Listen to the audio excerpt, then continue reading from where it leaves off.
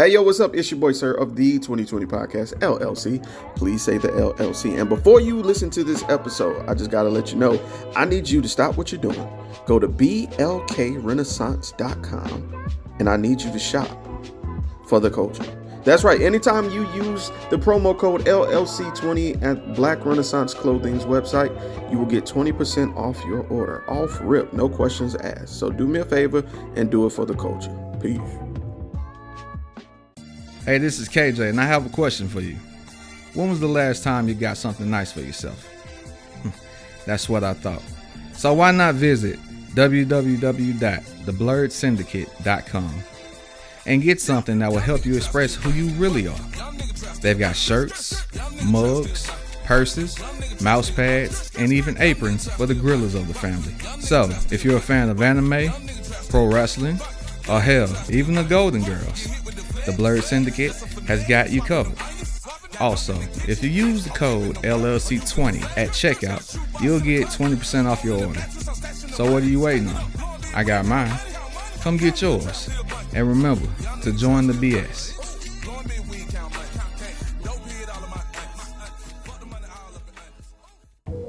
Hi guys, it's Mr. I'm Just Being Honest, host of the Truth Serum podcast for the people. You can find me on Spotify, Anchor, and Buzzsprout. More networks coming soon. Happy listening.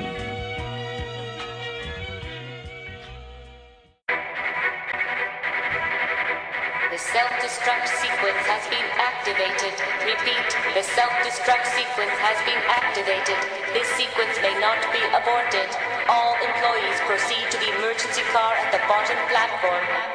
Okay, we lit it just like a fuse, so no need to pick and choose. Welcome to 2020, where we do more than interviews. The hottest be coming through, dropping knowledge on all that you get. A peek at the front of you with the truth that they offer you. Yeah, hands up, we doing it for the culture. To give artists and businesses more exposure. Keeping it real and stay silent just like a boulder. It's about to go all the way down, can't get no lower.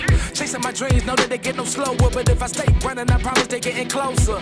Moreover, success my older. And if you're sleeping on me, I'm waking them up like Folgers. I told you, coming from the land with the tide roll. Well, we'll be on a whole different vibe though.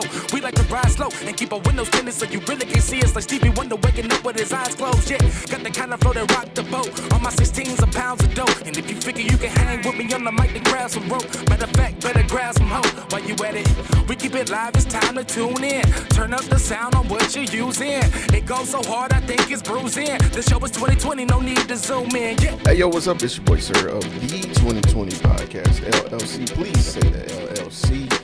What's happening? I know it's been a minute since you heard my lovely voice. Just talking about the everydays. I know some of y'all may be mad at me because I was switching the content a little bit. Well, I'm just here to say I will be doing that again because it's something I want to do. I understand a lot of you may not be into, scandals and wrestling, but I am, especially when it comes to something that is my hobby. I'm an avid wrestling fan. So it just is what it is. If you're not feeling that content, we have a plethora of other content. We got the Babs, Banks, and Baps. Boobs, Baps, and Banks episodes coming. The safe word is about to return with March Madness. And, and make sure to, tune in to Wind Down Wednesday and support Everybody Hates Black as well and Business Decision Sports. It's very interesting. What's in the news right now, and it has to do with Beyonce. Now, Beyonce, got snubbed again. Water's wet at the Grammys. And so not long after that, she announced that she'd be doing a country album. And this is not her first foray into country music. Let's make that 100% clear. Her first foray came from her 2016 album, where she dropped a track that was indeed of the ilk of country. And a lot of people wasn't accepting it, So I figured, we talk about the most latest instance. So what's going on right now is a lot of radio stations, a lot of public media is not accepting Beyonce as a country music artist right now. Even though this specific album is being, courted and tailored and branded as a country music album. Now, an interesting thing that happened in Oklahoma, there was a member of the Beehive who noticed that, Beyonce's music, which is right now number one on the Billboard, has been number one for 2 weeks straight, and that's been since its debut. But they noticed that in Oklahoma, the country music station wasn't playing it. You know what I'm saying? Because I'm gonna be honest with you, I'm not hearing that country music song. What is it, 16 Carriages? I'm not hearing it on our local radio station, which is hip hop. So I imagine I'll probably have to go to the country station, right? Because 1 + 1 = 2. So a young gentleman by the name Justin on Twitter said that he requested Texas Hold excuse me. I requested Texas Hold'em at my local country station, KYKC, and after requesting, I received an email from the radio station stating, "We do not play Beyonce on KYKC as we are a country music station." Wow, that's crazy. It's interesting how people move the goalpost, and I'm not gonna say this is a black or white thing. I think this is strictly a Beyonce thing. The immense hate for Beyonce is a thing. And I do think that people take sides when it comes to Beyonce versus Taylor Swift. Sorry, I have to make the comparison because let me explain why. Taylor Swift initially jumped into the game through country, right? And Beyonce is dabbling in country with this album. It just feels like Beyonce is saying, I was already interested in this, but let me show you how much y'all move the goalpost. If I hop over here and make a number one Billboard charting song for an album, and keep in mind, the rest of the projects aren't even out yet, haven't been announced. There's rumors that she have a track with Dolly Parton, redoing Jolie, and boy, yeah. Anyway, the point is, she's doing what Taylor was doing, in reverse. And people are showing their hands, and look, I'm not a Beyonce fan. It just isn't my music, but I do recognize when something's a little off. And I honestly, and even though I just said what I just said, I honestly respect that they're standing as gatekeepers, because I wish hip hop did that more. Ain't that crazy? I know you just heard me, condescend the Oklahoma radio station, but I just wonder, can we vet some of these people who visit our culture? But anyway, let's get back to the original story. So he sent that email, and so what the young man Justin did was he added the Beehive. They have her Twitter. He screenshot it, sent it to the Beehive, and the Beehive responded. They said, "Hey, let's kindly educate Oklahoma country radio station 1001 KYKC that Beyonce's upcoming project and already released singles are indeed country music. Remember to be kind and diplomatic." And yeah, not long after that, they had to reply. So let me find the response here. There it is. So not long after that, because you got to respond. You know what I'm saying? You got to respond. And the number one thing is people are claiming, because it happened after the Super Bowl, they didn't have time to really take notice that Beyonce had announced this country music album. Sure you did. But it was very funny. That afternoon, they came out and stated that lots of calls began coming in for Beyonce's Texas Hold'em, and it's coming up in minutes. They wrote alongside in the photo not long after that. And what's crazy is, how do you be a radio station, right? How do you be a radio station? You have your ear to the streets when it comes to country, right? Beyonce announces after the Super Bowl, big name, and you ain't have no clue. You ain't have an inkling that she released the country. Like, cut the shit. But anyway, I just wanted to get y'all thoughts on that. Do y'all think Beyonce is, being attacked? Do you think they're gatekeeping? Do you think this album will be good? I personally think she will. I think she'll kill it. Beyonce is an excellent composer when it comes to her music. even with the styles she mashed. Now I'm not saying she writing all this shit because we know she don't, but I'm saying that the way she pieces her shit together says something. And she's dabbling in all the different genres. I want her personally. I want her to slow down. She just did that house album, and it did good. I just personally want her to slow down because I don't want her to get so wrapped up in all this mess that the world is doing that she just quits. Does that make sense? Like, I don't want, because I know that shit takes a hit on your mental health. It has to. Like, I want her to, like, have time to, like, process, flush her chakras, and then get back to it, because you don't want that shit to corrupt your music.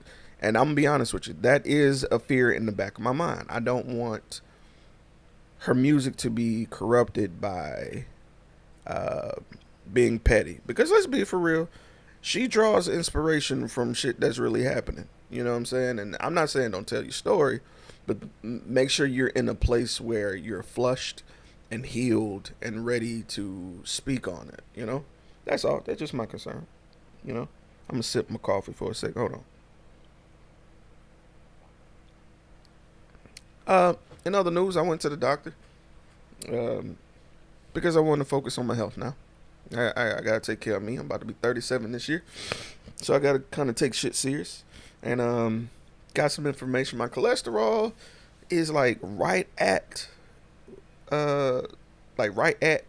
where it needs to be, but I would like to get it lower. My glucose was a little high, just as a sprinkle, you know. So it put me right on the barrier for pre-diabetic. So I gotta drop this weight. Again, I've done it once, and when I moved, because I used to live in West Mobile, I had access to the park right across the street. And I would do, if you can go on my Instagram, I would do this thing called I Got 5 on it. What that meant was every weekend, Saturday and Sunday, I would walk 5 miles at the park. And it left me feeling drained, but it made me feel good. I sweated like all the stress from work out. My legs was tired. I was tired. I would go home, take a shower, eat something good, take a quick nap, and then bounce back. I have energy for the rest of the day, because I would go around like 10, 11, you know, take my shower around 12, take a nap 1. I got the rest of the day. I got energy. You feel me? And I miss that. Since I've moved, I have a park down the street, but it's unsafe. You know what I'm saying? It isn't as large. It isn't as welcoming. So I'm not able to take my health as serious. Also, something I've noticed with moving to a different neighborhood, it's a food desert. And I didn't know what that term was till I moved here. We have grocery stores around here, but the quality of the food and the price of the food is terrible. It's been times where we went to go buy produce, and the produce there is old, rotting, smelling. Same thing with the meat. It's been times where the meat stinks, is poorly wrapped. You can tell it's been repackaged. I'm not vibing with this, yo. So I'm in a hurry. Well, I'm not gonna say I'm in a hurry. I'm making it a priority to get the fuck up out of here as soon as possible. So that being said, I am officially declaring that I'm clearing everything off remaining on my credit, so I can pursue buying a house. So I'm looking at things. I know what you're thinking. Oh my God, have you talked to a realtor? Not yet. I got 1-2 more things to take care of, back taxes, and I'll do what I got to do. I also want to get my credit card usage down. Now, if you got anybody out there that's got any tips on reducing your credit usage, let me know. Hit me up and give me a tip, because it seems like every time I get something down, life kicks me in the stomach and I gotta swipe that card again. It's crazy. Let me know how y'all doing. How's your mental health? Personally, I'm finding myself having a lack of empathy. I see so much dumb shit on Facebook and all this shit, just people crying for attention. They repost the same old man versus woman tropes. They post these skits now, where a man is being talked down to by a woman being talked down to by a man, and it's not there to come to a solution. It's there to get views, and I'm gonna be honest with you, ladies, y'all gotta stop sharing this shit. Like I know what y'all saying. I know immediately what you're saying is, but y'all do it too. I get that, but listen. If y'all don't respond to it, we won't. You know what I'm saying? Like, I feel like one of the messiest podcasts out there is that Tonight's Conversations. My God, is so much shit going on in those podcasts. Those people, from the clips I've seen, I say it's about 50-50, but those people have this condescending tone when talking to people that I just cannot vibe with. And people love it because they're dressed nice, they're pretty, they look good, they're handsome. People will accept shit from people that they think look good. And that was what happened with Derek Jackson. And I'm finna go deeper. Let's matter of fact, new topic, fuck it. Let's talk about Wendy. Let's talk about Wendy Williams. Let's discuss it. Because niggas are trying to tell niggas how to feel about shit. Now, I remember I got killed online because people asked me, did I listen to Kevin Samuels? I said, yeah. He has some interesting points. I don't agree with everything he say, but he has some very interesting points for men. And I'm not talking about the ones where he's talking about get you a high value woman. No. I ain't talking about the red pill shit. I'm talking about, and this is where majority of women missed, I'm talking about the points where he were having men call in and he just give them the raw. He'd give them the real. A lot of us claim to like the rip the Band-Aid off method, but in actuality can't take it. Aren't structurally built for that. A long time ago, my boy Lendrick and I had a conversation. Said there's two types of people: people that ask for constructive criticism, and people that just want to know that you asked for actual constructive criticism. What that means is that some people really want it in order to build. Some people want to just say that they asked for it. I'm gonna give you an example. How many times have you had somebody ask you a question, you respond in earnest, and they flip out? Just because a little piece of it they wasn't fucking with. They dismiss the entire. They not only dismiss, they reject with fervor. They reject what you just said, even though it's for the betterment of them. That's what I'm talking about. It's too many people that can't chew the steak and spit out the bones. It's too many. And what I find interesting is these are the same people that say Gen Z and Gen A are too soft. Ma'am, sir, you're the same people that can't take constructive criticism and not take it as a personal attack. You know what I'm saying? But anyway, I want to get back to Wendy. For the longest, I mentioned that I kept my ear to Kevin Samuels because I liked what he was doing for men. He was breaking them down, destroying egos, and letting them know what they really needed to do. Telling them what they really needed to hear, not what they wanted to pacify them, right? And everybody flooded the lines and the YouTube, and of course, the ones where he disrespected women. Those are the ones that everybody clung to and judged him on. Okay, cool. Wendy Williams, great person. As far as the media goes, she's reported for years. Absolute legend. I'll never take that from her. Media darling. Was one of the messiest women in the industry. Slander, lying, exposing people and information that wasn't hers to expose. She now has aphasia and dementia. Now, before we go any further, my great grandmother had dementia, so I know what it was like. So let's skip me on that shit.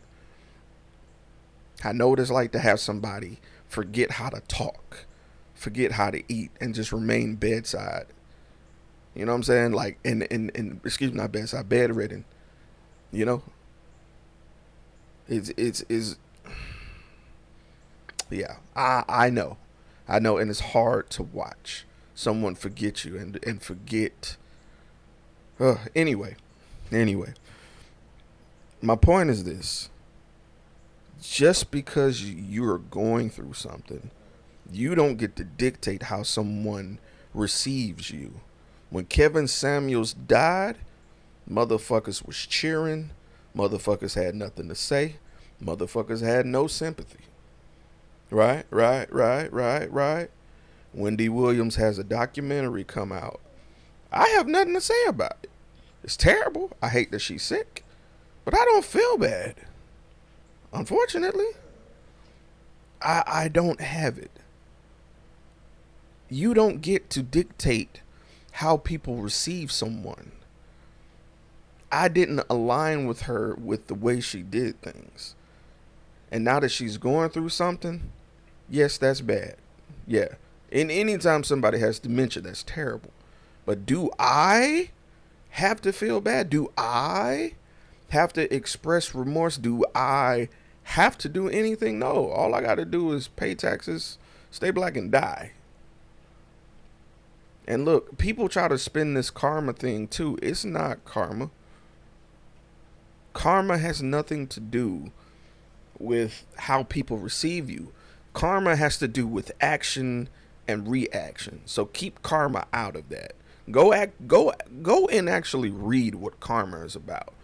And by the way, karma is not Christian, by the way. So to all the super duper Christian saved people, quit saying karma if you don't really believe where it came from.